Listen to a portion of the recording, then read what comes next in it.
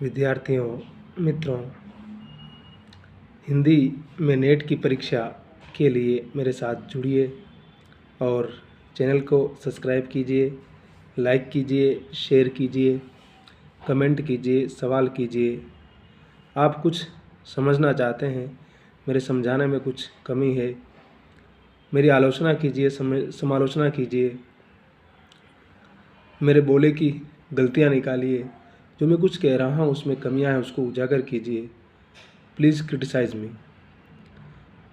and come on my channel and subscribe it, like it, share it, comment it for Hindi NET exam, B.Ed exam and other Hindi literature related questions। आप मेरे साथ जुड़ सकते हैं और net की परीक्षा में और पाठ्यक्रम में शामिल जो सवाल की भारतीय उपन्यास की अवधारणा क्या है। पहली बात तो उपन्यास क्या है। उपन्यास जिसको अंग्रेजी में गल्प कहते हैं, हिंदी में गल्प कहते हैं और अंग्रेजी में फिक्शन कहते हैं। कल्पना यानी कि एक ऐसी कहानी जिसमें लेखक कुछ काल्पनिक पात्रों के आधार पर किसी समाज, जीवन, किसी परिवेश की कहानी कहता है, जो उस युगबोध, उस समाज की तमाम विडंबनाओं को हमारे सामने दर्ज करती है और पाठक को बांधती है। उसका नैरेटिव अलग अलग हो सकता है।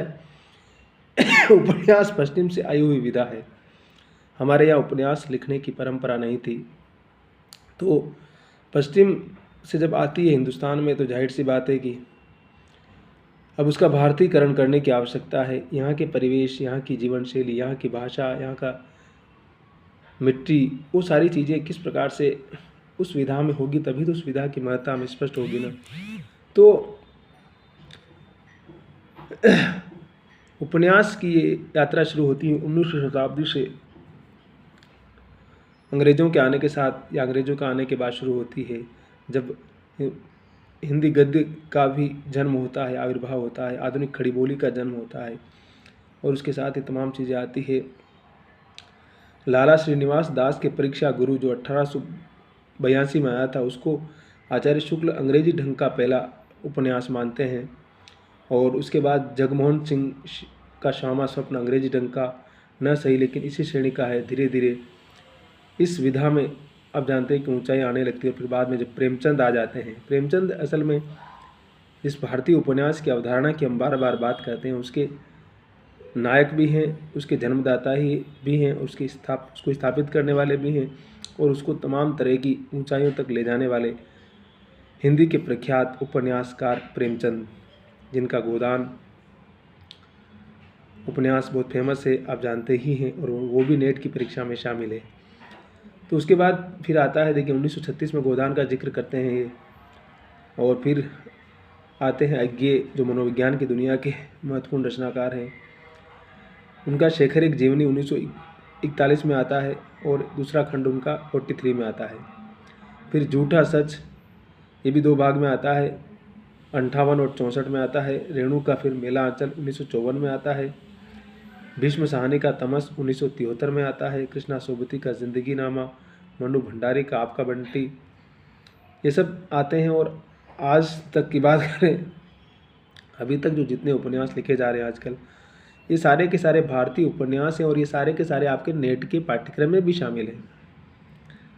तो भारतीय उपन्यास की अवधारणा यानी कि वो कहानियाँ, वो बातें जिनको अलग अलग नैरेटिव के आधार पर, अलग अलग कथानक के आधार पर लेखक भारतीय परिवेश को ध्यान में रख कर के पात्र, भाषा, मुहावरे, लोकोक्तियाँ, वो सारी चीज़ें उसके अंदर आएगी। झूठा सच भारत के विभाजन की कहानी है। मेला आंचल बिहार के ग्रामीण जीवन की कहानी है। मेरीगंज की कहानी है। पूर्णिया जिला जहाँ खुद रेणु पैदा हुए थे, वहाँ की कहानी है। फिर जिंदगी नामा कृष्णा सोबती जो बहुत ही महत्वपूर्ण फिक्शन राइटर, कहानीकार रही है, उपन्यासकार रही हैं, उनकी कहानी है। वो खुद पाकिस्तान से गुजरात का जो इलाका वहाँ पैदा हुई थी और बाद में फिर हिंदुस्तान आ जाती है और फिर पूरी भारत की कहानी लिखने लगती है, समाज के तमाम चीज़ों को अभिव्यक्त करने लगती है। तो भारतीय उपन्यास की जो अवधारणा है, उसको समझने के लिए, उसको जानने के लिए हमें कहीं न कहीं भारतीय समाज की चेतना को भी समझना पड़ेगा और साम्राज्यवादी चेतना को भी समझना पड़ेगा और आधुनिकता हिंदुस्तान में किस रास्ते से आती है। कहा जाता है ना कि बंगाल के रास्ते से ही आधुनिकता हिंदुस्तान में प्रवेश करती है।